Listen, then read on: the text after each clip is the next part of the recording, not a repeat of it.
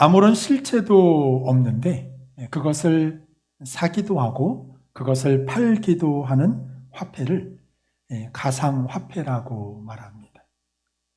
그 중에서도 가장 큰 인기를 끄는 화폐가 이 비트코인이라고 하는 화폐라고 합니다. 이 코인 하나의 가격이 무려 1억 4천만 원이 넘는다고 합니다. 갖고 있으세요? 전혀 감이 안 오십니까? 전혀 실체가 없는데 그 하나의 가격이 1억 4천만 원이 넘는다고 하죠. 미국의 트럼프 당선인은 자신이 암호화폐 대통령이 될 것이라고 공언을 했습니다.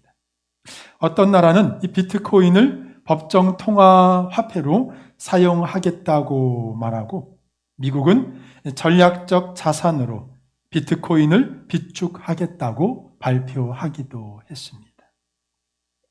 그런데 이 보이지 않는 가상화폐가 언제 사라질지도 모르는데 거기에 투자하려고 하는 사람들이 줄을 서고 있다는 거죠.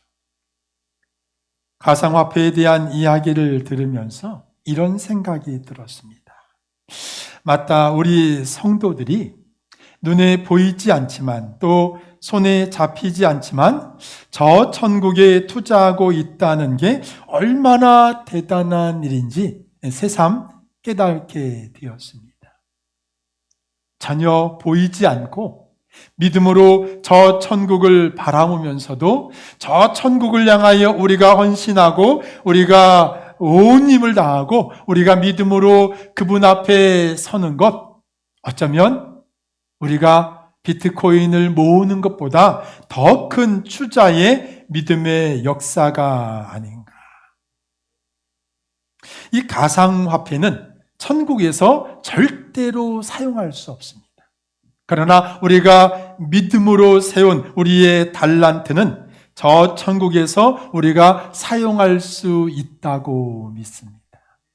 성경은 우리에게 이렇게 권합니다. 오직 너희를 위하여 보물을 하늘에 쌓아두라. 오직 너희를 위하여, 우리 자신을 위하여 보물에 쌓아두는 저와 여러분이 되시길 주님의 이름으로 축원합니다. 예수를 아는 사람들이 세상에서 제일 아름다운 것은 그 어떤 작품도 어떤 자연도 아닌 바로 인간이라고 말합니다. 인간의 몸보다 아름다운 게 없다는 거죠. 음악을 아는 사람들도 이 비슷한 이야기를 합니다.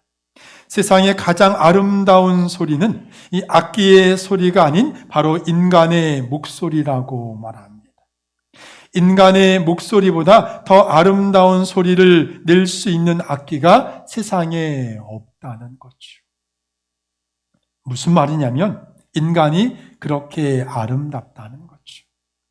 인간의 몸, 인간의 목소리, 인간의 사랑과 희생, 인간의 섬김과 봉사의 삶이 그 어떤 것보다 아름답다는 겁니다. 그렇게 아름다운 존재인 우리가 이 세상을 어떻게 살아가야 할까? 여러분은 어떻게 살고 계십니까? 요즘에는 디지털 카메라가 얼마나 발달했는지 모든 분들이 카메라를 소지하고 다닙니다. 핸드폰만 있으면 언제든지 사진을 찍거나 동영상 촬영이 가능해졌습니다. 옛날에는 사진을 찍으면 인화할 때까지 기다려야 했는데 이제는 그럴 필요가 없다는 거죠. 얼마나 세상이 좋아졌습니까? 그런데 아무리 똑같아 보이는 카메라도 그 성능의 차이가 분명히 있습니다. 좋은 카메라와 그렇지 않은 카메라가 구분된다는 거죠. 이런 차이를 나타내는 가장 중요한 요소가 뭐냐면 바로 렌즈의 차이라고 합니다. 어떤 렌즈를 가지고 있느냐에 따라 이 사진의 질이 달라진다는 거죠. 그래서 핸드폰에 보면 어떤 핸드폰은 이 카메라의 렌즈가 하나가 있는 것도 있고 둘, 셋, 어떤 것은 4개의 카메라의 렌즈를 가지고 있다고 합니다. 여러분들 핸드폰 뒷면에 보면 동그란 렌즈가 있죠. 어떤 사람은 하나, 어떤 사람은 둘, 어떤 사람은 4개도 가지고 있다고 합니다. 그런데 아무리 세계 최고의 렌즈를 가지고 있다고 해도 하나님 만드신 사람의 눈, 인간의 눈은 그 어떤 렌즈도 따라할 수 없을 정도로 정교한 색감과 그리고 원근감을 가지고 있다고 합니다. 왜 하나님께서 인간의 눈, 사람의 눈을 그렇게 만드셨을까? 하나님은 우리의 눈을 통해 세상의 가장 아름다운 것들을 발견하기 원하시기 때문입니다.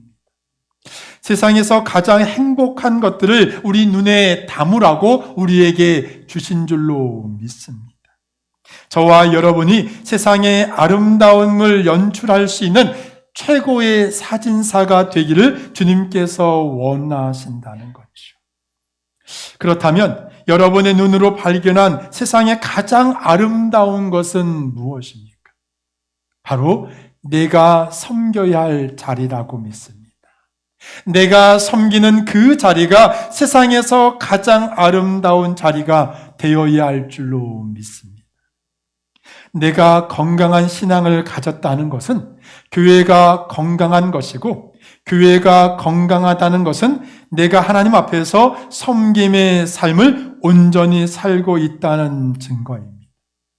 반대로 교회가 건강하지 않다는 것은 내가 섬겨야 할 자리를 내가 외면하고 있거나 부정하고 있다는 반증이라는 거지요. 여러분은 어떻습니까? 정말 내가 섬겨야 할 자리를 잘 섬기고 계십니까? 내가 섬겨야 할 그 자리가 세상의 그 어떤 자리보다 아름다운 자리가 되는 저와 여러분이 되시길 주님의 이름으로 축원합니다. 한 수도원에 발렌타인이라고 하는 수도사가 있었습니다. 그가 어느 날 하나님께 이렇게 기도를 합니다. 하나님, 저는 말을 잘 할 줄 모릅니다. 음악도 할 줄 모릅니다. 가진 것도 없습니다. 제가 무엇을 가지고 봉사를 해야 할까요? 자신이 섬김의 삶을 살고 싶은데 아무것도 잘하는 것도 또 가진 것도 없다 보니까 하나님께 그렇게 기도를 드렸습니다. 그때 하나님의 음성이 들려왔습니다. 내 앞에 있는 것을 가지고 봉사하라. 그 말을 듣고 그래서 눈을 떠봤더니 아무것도 없는 겁니다. 그런데 수도원 창문 너머 작은 화단에 다 시들어가는 꽃 한 송이가 있었습니다. 발렌타인은 저걸 가지고 봉사하는구나 그렇게 생각을 하고 거기에 물을 주고 가꾸기 시작했습니다. 그리고 꽃 한 송이씩 잘라서 환자들의 머릿맡에 갖다 놓았습니다. 그는 그 일을 21년 동안 하다가 세상을 떠났습니다. 그가 세상을 떠난 후에 사람들이 그를 기념하여 꽃을 주고받는 풍습이 이어졌다고 합니다. 이것이 발렌타인데이의 시초라고 하지요. 우리에게 있는 게 뭡니까? 아무리 작은 것이라 할지라도 그것으로 하나님을 위해 우리가 이웃을 위해 사용한다면 그것이 바로 우리의 달란트요, 우리의 은사요, 재능이라 믿습니다. 지금 하나님이 우리에게 주신 것을 우리가 잘 사용할 수 있는 믿음의 성도가 되기를 원합니다. 그것으로 남기는 자가 오늘 되라고 오늘 성경이 말씀하고 있는 것입니다. 교황으로부터 성자라고 하는 칭호를 받은 사람이 아프리카에 살고 있었습니다. 로마의 한 수도사가 그 성자를 만나보고 싶어서 아프리카로 떠납니다. 그리고 마침내 그 성자가 살고 있는 마을에 도착했습니다. 그런데 성자를 만난 수도사는 깜짝 놀랐습니다. 나이 많은 성자가 기도나 금식을 하고 있는 게 아니라 길거리에서 구두를 수선하고 있었기 때문입니다. 수도사는 이상해서 그에게 물었습니다. 당신이 정말 성자가 맞습니까? 당신이 성자가 된 비결이 뭡니까? 성자는 아주 겸손히 이렇게 대답을 했다고 합니다. 사실 잘 모릅니다. 다만 제가 한 일은 구두를 수선한 것밖에 없지요. 저는 손님이 구두를 맡기면 그 구두가 예수님의 구두라고 생각하며 정성을 다해 수선하지요. 그런데 사람들은 저를 성자라 부릅니다. 우리에게 맡겨진 일, 여러분은 어떤 마음으로 하고 계십니까? 마지못해 억지로 그 일을 감당하고 있지는 않습니까? 오늘 구두를 수선하는 이 나이든 노인처럼 우리가 주님을 향하여 우리가 정성을 다하면 그 일이 우리에게 축복의 통로가 될 줄로 믿습니다.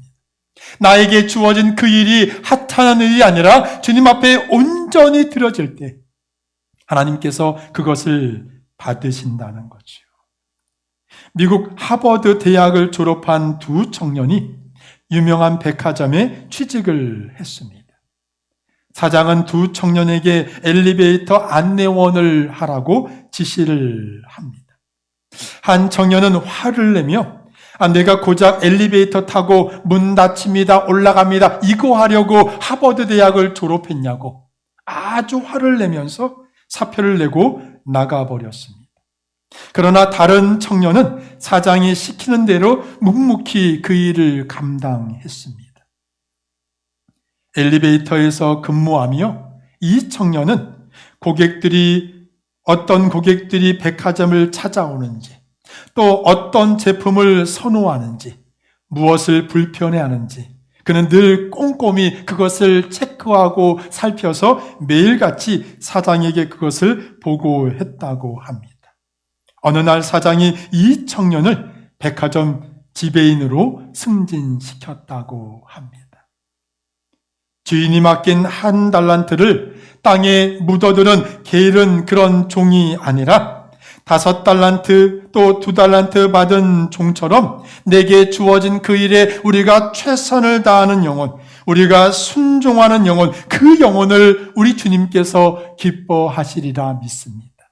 오늘 나에게 주어진 그 일이 주님 앞에 축복의 통로가 되도록 그렇게 사용될 수 있는 저와 여러분이 되시길 주님의 이름으로 축원합니다. 오늘 본문에 나오는 이 한 달란트 맡은 종은 그는 어떤 마음으로 주의 일을 하고 있었습니까? 그가 주인을 어떻게 생각하고 있었습니까? 오늘 본문 24절에 보면 이렇게 말합니다. 주인이여 당신은 굳은 사람이라. 현대어 성경에 보면 이렇게 기록합니다. 지독한 사람이라고 말합니다.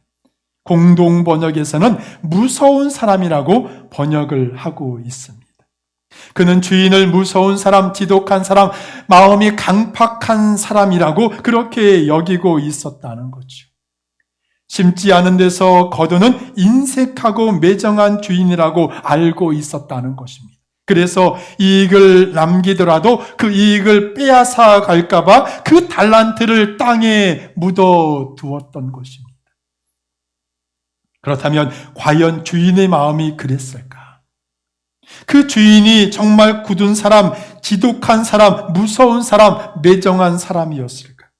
종들을 통해 많은 재물을 축적하여서 그것을 착취하는 그런 주인이었을까?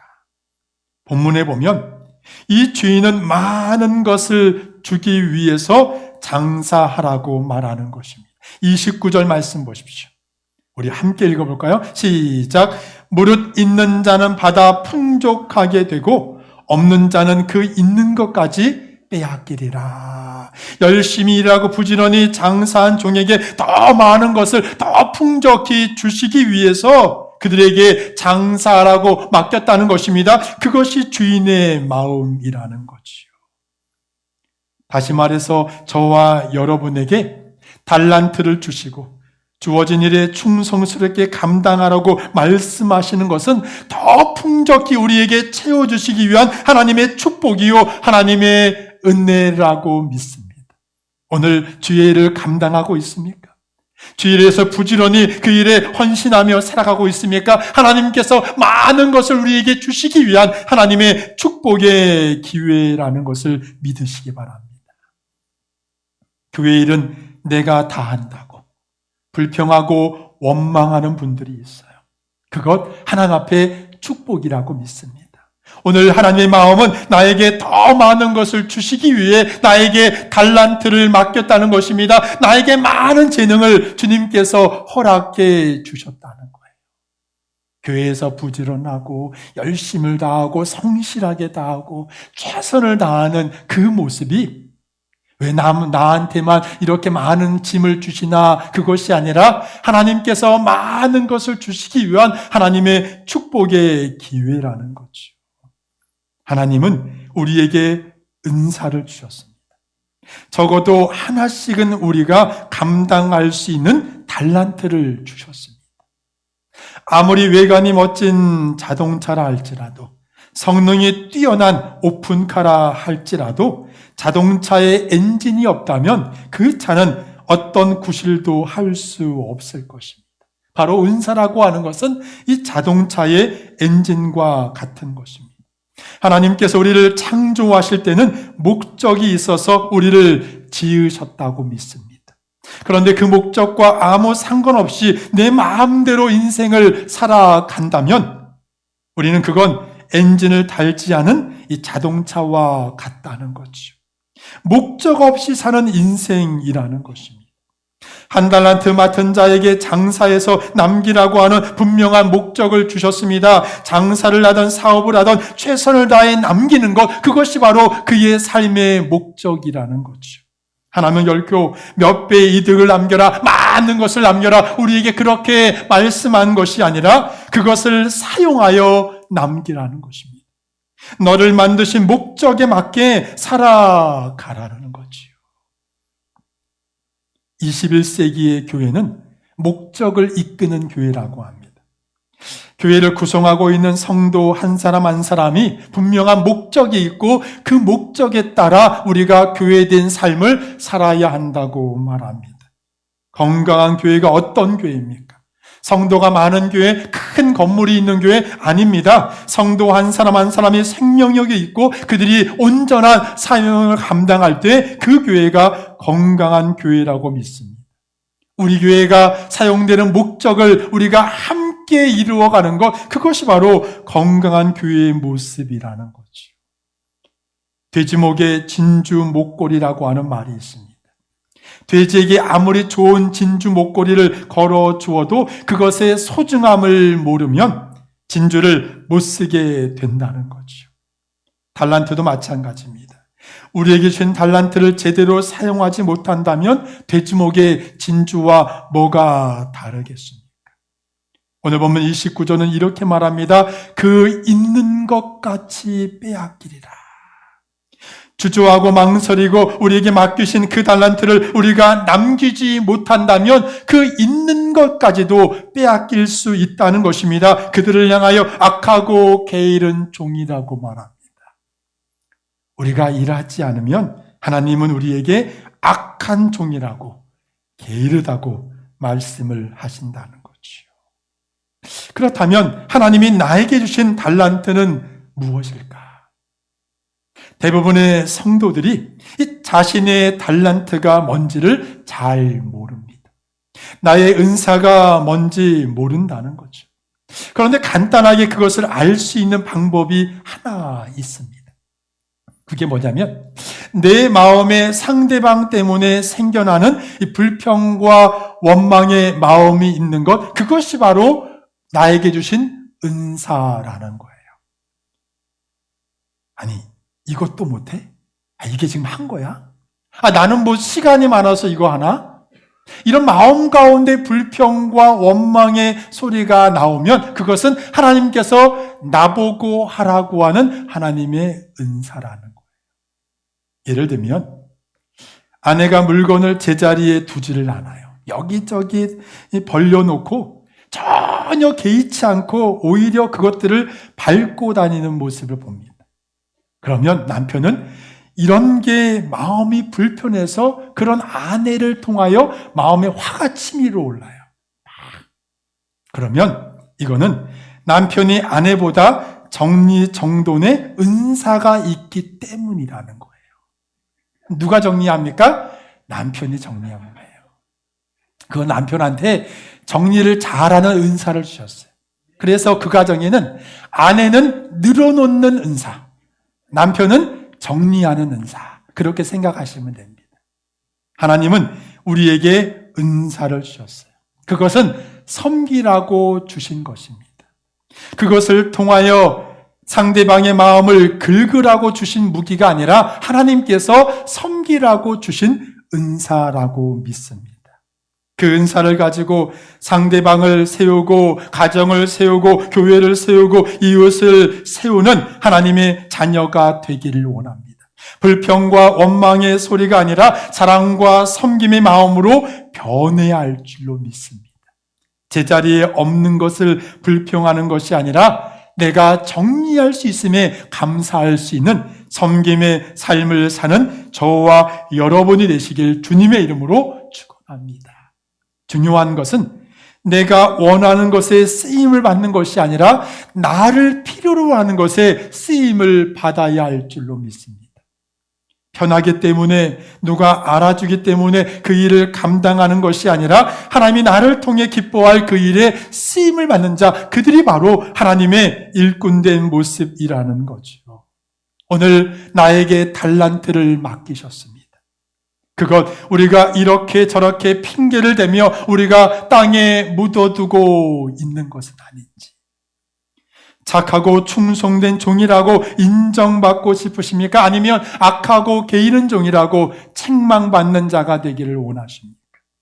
오늘 내가 땅에 묻어둔 달란트가 있다면 그것을 꺼내어 주님 앞에 사용할 수 있는 믿음의 성도가 되기를 원합니다. 나에게 맡기신 시간, 물질, 건강, 솜씨 더 이상 땅에 묻어두는 것이 아니라 그것을 통하여 남기는 자가 되라는 거지요. 하나님께서 우리에게 복을 주시기 원하신다는 거예요. 오늘 우리에게 이렇게 말씀하십니다. 잘하였도다 착하고 충성된 종아, 내가 작은 일에 충성하였음에 내가 많은 것을 내게 맡기리니 내 주인의 즐거움에 참여할지어다. 우리가 이 땅에서 많은 것을 주님 앞에 남기는 자, 저 천국에서 하나님께서 많은 것을 우리에게 주님께서 맡기시는 놀라운 역사, 하나님께서 우리에게 부어주신다는 거예요. 여러분의 천국을 어떻게 투자하고 계십니까? 눈에 보이지 않는다고? 아니요. 반드시 저 천국에 내가 투자한 만큼 하나님께서 내게 많은 것을 허락해 주시는 하나님의 놀라운 축복이 예비되어 있다고 믿습니다. 이런 생각을 해봤습니다. 하루는 교회를 다니는 이 토끼 성도와 거북이 성도가 만나서 누가 잘 달리는지 논쟁이 붙었습니다. 서로 팽팽하게 맞서다 도저히 말로는 끝날 기미가 보이지 않아 결국 둘은 경주를 통해 누가 빠른지 결판을 내기로 했습니다. 이 토끼 성도에게는 재능이 있었습니다. 하나님께서 빠른 발을 주셨기 때문이죠. 하지만 거북이 성도는 그런 재능이 없었습니다. 달리기에 적합한 그런 모습도 아니었습니다. 거기에다가 토끼 성도는 이 솔로몬과 같은 지혜도 있었습니다. 자신과 거북이의 속도 차이를 정확히 알고 있었어요. 그래서 내가 이길 수 있다라고 하는 것을 분명히 알고 있었습니다. 하지만 거북이 성도에게는 그런 판단력이 없었습니다. 자신이 아무리 빨리 달려도 토끼를 이기는 건 불가능에 가깝다는 것조차 그는 도저히 이해하지 못했던 것입니다. 그런데 승부는 우리의 예상을 완전히 빗나가죠. 결승점에 웃은 것은 토끼가 아니라 바로 거북이였다는 겁니다. 저는 이게 성경적인 결말이라고 믿습니다. 능력과 달란트 그리고 지혜가 있다고 해서 결코 이기는 것이 아니라는 거지요. 전도서 9장 11절에 보면 쉬운 성경은 이렇게 우리에게 전하고 있습니다. 우리 같이 읽어볼까요? 시작. 내가 세상을 살펴보니 발이 빠른 자라고 해서 경주에서 이기는 것이 아니며 강한 자라고 해서 전쟁에서 이기는 것도 아니다. 아무리 자신의 달란트가 하찮아 보여도 이 거북이 성도는 자신의 달란트를 땅에 묻어두지 않았다는 거지요. 결코 포기하지 않았습니다. 끝까지 인내하며 나아갔다는 것입니다. 그리고 마침내 토끼를 이기는 승리자의 삶을 살게 되었다는 거지요.